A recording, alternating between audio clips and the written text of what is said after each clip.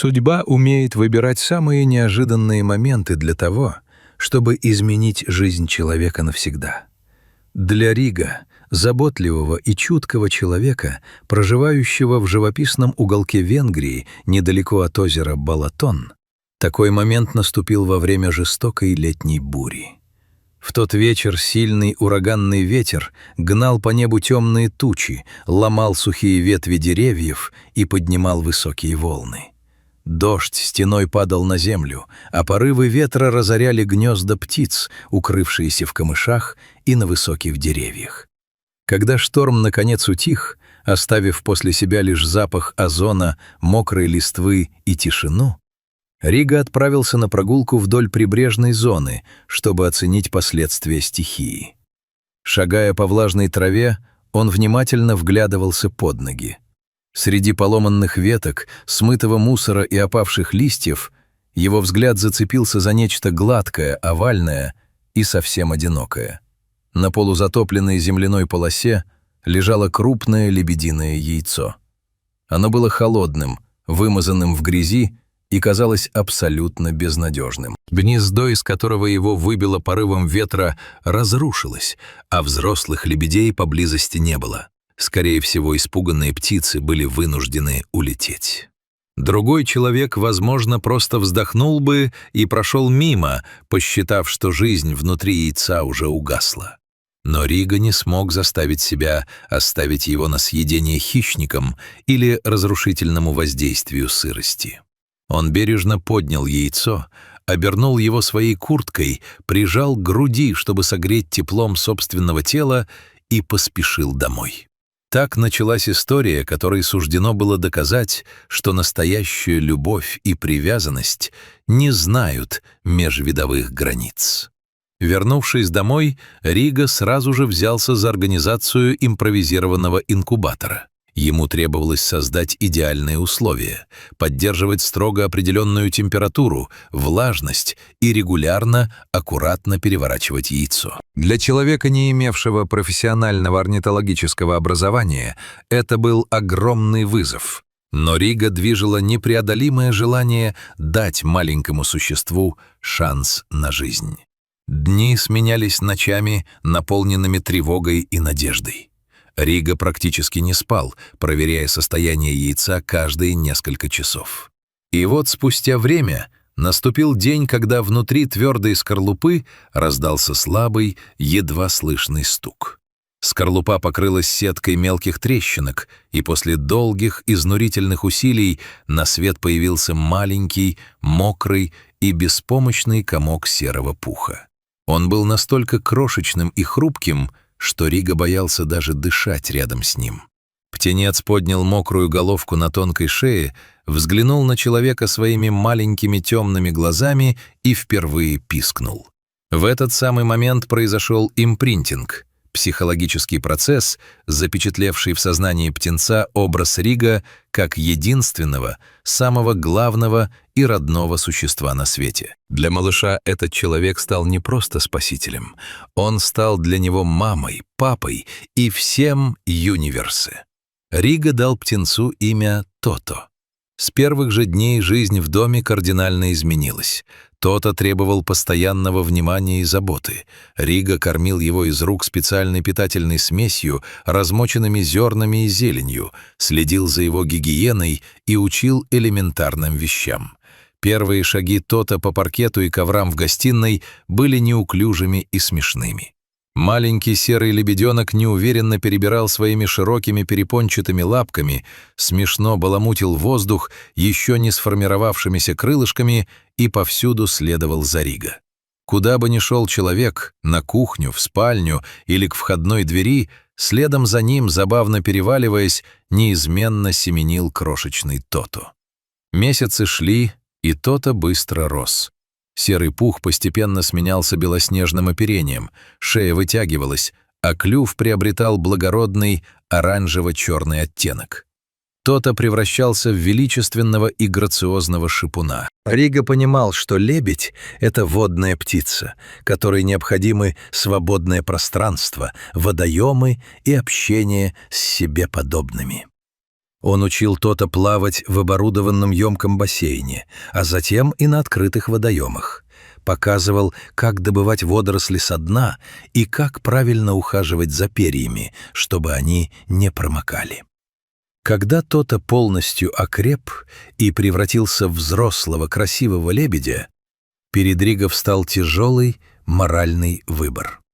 Он знал, что дикая птица должна жить в естественной или максимально приближенной к ней среде. Оставлять взрослого лебедя жить в обычной городской квартире или в закрытом доме было бы нечестно по отношению к природе птицы. С тяжелым сердцем Риго принял решение перевести Тото в специализированный орнитологический парк птиц, где созданы идеальные условия для жизни лебедей. Просторные пруды, свежая зелень, профессиональный уход и абсолютная безопасность. Риго надеялся, что среди других птиц Тото адаптируется, найдет себе сородичей и станет обычным диким лебедем. Но у Тото были совершенно иные планы на этот счет. Переезд в парк птиц не ослабил привязанности Тото к человеку. Другие лебеди пытались общаться с ним, но Тото оставался к ним абсолютно равнодушен. Для него существовал лишь один сородич — Риго. Понимая, что лебедь скучает, Риго начал навещать его каждый день. И каждый раз их встреча превращалась в настоящую трогательную сцену, удивлявшую всех посетителей и работников парка. Едва машина Риго подъезжала к территории или едва Тото слышал знакомый голос и шаги своего спасителя, лебедь буквально преображался. Он расправлял свои огромные белоснежные крылья, разгонялся по воде или по зеленой лужайке и словно на крыльях любви мчался навстречу Риго. Встретившись, они обнимались так, как обнимаются самые близкие люди после долгой разлуки.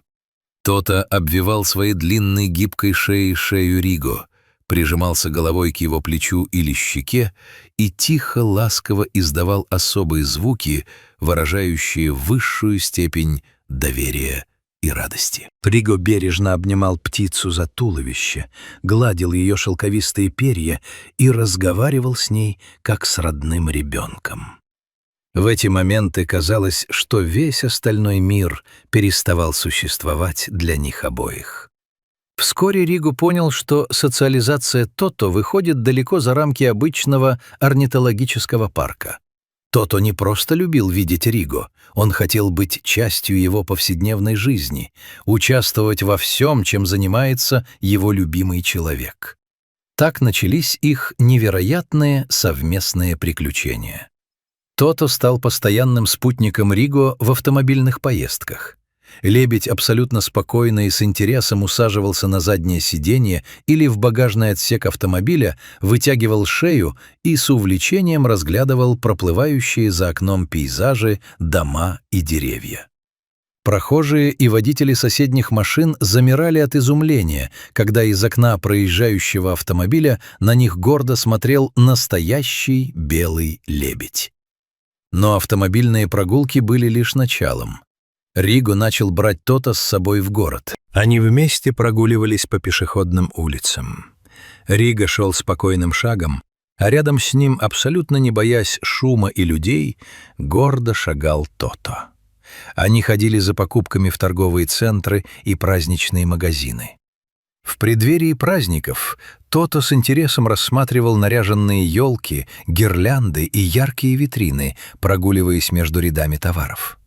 Продавцы и покупатели сначала не верили своим глазам, но, видя воспитанность и спокойствие птицы, встречали необычную пару с улыбками и восхищением. Более того, Риго забирал Тото с собой даже в тренажерный зал. Пока Риго выполнял упражнения на тренажерах, Тото находился рядом, внимательно наблюдая за процессом и словно морально поддерживая своего друга. Лебедь мог зайти прямо в спортзал, встать возле силового тренажера и с важным видом смотреть, как Риго поднимает тяжести. А в теплые солнечные дни они любили отдыхать в летних кафе на свежем воздухе. Тота забирался прямо на деревянный стол или скамейку рядом с Риго, пока тот пил кофе. Они вместе наслаждались тишиной, теплом и обществом друг друга. Если же рядом находился водоем или река, Риго плавал вместе с Тото.